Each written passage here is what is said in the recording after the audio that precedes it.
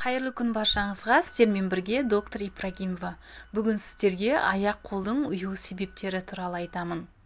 Аяқ-қолдың ұю себептері: біріншісі В12 витаминінің жеткіліксіздігі. Витамин В12 жеткіліксіздігі ағзада үлкен өзгерістерге алып келеді. Витамин В12 нерв талшықтары электроизоляциясы қабығы түзілуіне қатысатын миелин зат түзілуіне қатысады. В12 витамині созылмалы жеткіліксіздігінде нервтердің электроизоляциясы бұзылып, нерв талшықтарынан сигнал миға дұрыс жеткізілмейді. Содан аяқ-қолдың ұюы, бұлшықеттердегі әлсіздік, рефлекс жоғалуы, тепе-теңдікті сақтау бұзылысы байқалады. Аяқ-қолдың кез келген аймағы ұюы мүмкін. Көбінесе атрофиялық гастрит кезінде жиі кездеседі. Себебі бұл кезде витамин В12 сіңірілуі төмендейді. Сондықтан қан анализін тапсыру керек. Витамин В12-ның оральды спрей, инъекция түрін қолдануға болады. Аяқ-қол саусақтың қысқа уақытқа ұюы, жансыздануы көбінде кездеседі. Мысалы, ұйықтағанда немесе қолайсыз позада отырғанда нерв қысылуынан аяқ-қол сезімталдығын жоғалтады. Әрине, кей жағдайларда шұғыл медициналық көмек қажет етеді. Қол саусақтарының ұюы, жарақат, қабыну аурулары кезінде пайда болады. Білектегі туннель синдромы. Көлік жүргізушілер, құрылысшылар, пианино ойнайтын және көбінесе компьютермен жұмыс істейтін адамдарда жиі кездеседі. Бұл қол саусақтарының ұзақ уақыт бүгілуіне байланысты. Сондықтан білек астына арнайы зат қоюға болады немесе эргономиялық клавиатура қолдануға болады. Бұл кезде дәрігер арнайы жаттығулар комплексін ұсынады. Ауыр жағдайларда ғана операцияға көрсеткіш.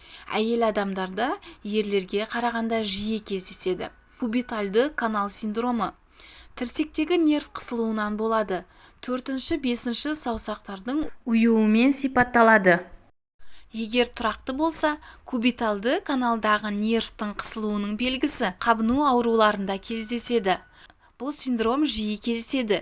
Егер адам қолды бүгу жазу жаттығуларын көп жасайтын болса, немесе ұйықтағанда тірсек аймағын басып ұйықтағанда және жарақат кезінде пайда болады. Емі арнайы жаттығулар, кей жағдайларда қабынуға қарсы дәрілер тағайындалынады.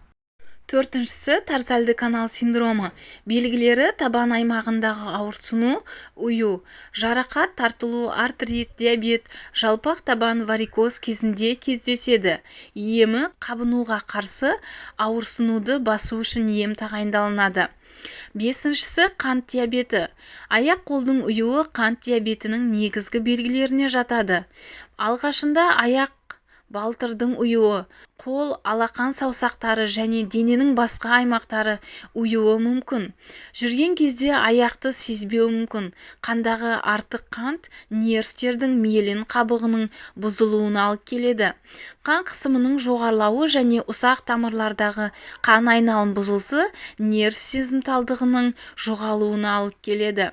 6-шісі омыртқаралық грыжа. Мойын аймағындағы грыжа баяу дамиды. Ол қол саусақтары ұюымен сипатталады. Әдетте оң қол немесе сол қол ұюы байқалады. Егер грыжа бел аймағында болса, аяқтың ұюы байқалады. 7-шісі ишиас. Седалищный нерв омыртқаның төменгі бөлігінен жанбас тізе табанға дейін таралады. Седалищный нерв зақымдалғанда аяқтың ұюы, сезімталдықтың жоғалуы және әлсіздікпен бірге сипатталады. Ишиас себептері: остеохондроз, жарақат, омыртқа грыжасы, омыртқалардың ығысуы, омыртқадағы каналдың тарылуы. Егер ұю жарақаттан кейін немесе кенеттен басталса, шұғыл түрде дәрігерге қаралу керек. 8-ші шашыранды склероз. Шашыранды склероз кезінде иммунды жүйе нервтің миелинді қабығын зақымдайды. Содан ми мен аяқ арасындағы байланыс бұзылады. Аяқ-қолдың ұюы бір жақтық болады. Жүктілік кезінде таңертең аяқ-қолдың ұюы байқалады. Жүктіліктің 3-ші триместрінде жатырдан нерв бағанына қысым түскендіктен аяқтың ұюы кездеседі. Егер ісіну болса, туннель синдромы дамиды. Әдетте босанғаннан кейін симптомдар жоғалады. Және қалқанша безі аурулары кезінде фибромиалгия, остеоартроз, васкулит, алкоголизм және улану кезінде аяқ-қолдың ұюы пайда болады.